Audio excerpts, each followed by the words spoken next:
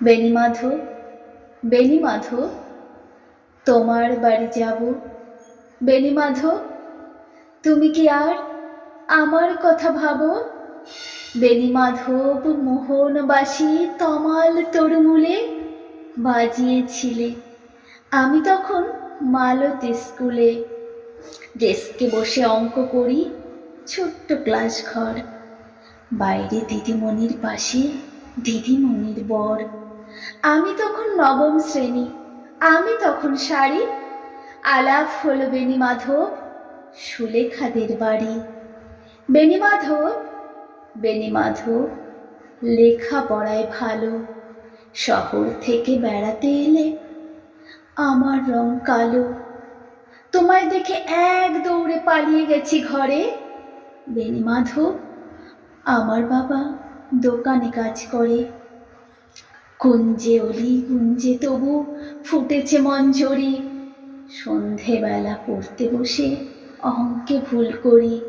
আমি তখন নবম শ্রেণী, আমি তখন 16।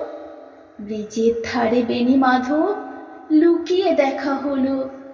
বেণীমাধব, বেণীমাধব, এত দিনের পরে সত্যি বলো, সেসব কথা এখনো মনে পড়ে?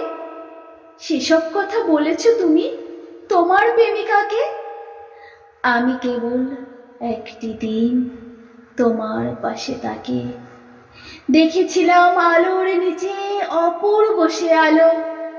স্বীকার করি দুজনকেই মানিয়েছিল ভালো।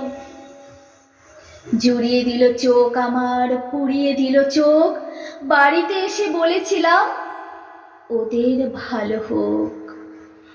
রাতে এখন ঘুমাতে যাই একতলার ঘরে, মেঝের ওপর বিছানা পাতা, জ্যোৎস্না এসে পড়ে। আমার পরে জীবন ছিল চোরা পথের বাঁকে, মিলিয়ে গেছে জানি না আজ কার সঙ্গে থাকে। আজ জুটেছে কাল কি হবে, কালের ঘরে শনি। আমি এখন এই পাড়ার সেলাই দিদিমণি।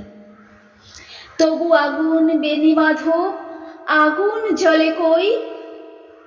কেমন হবে আমিও যদি নষ্ট মেয়ে হই।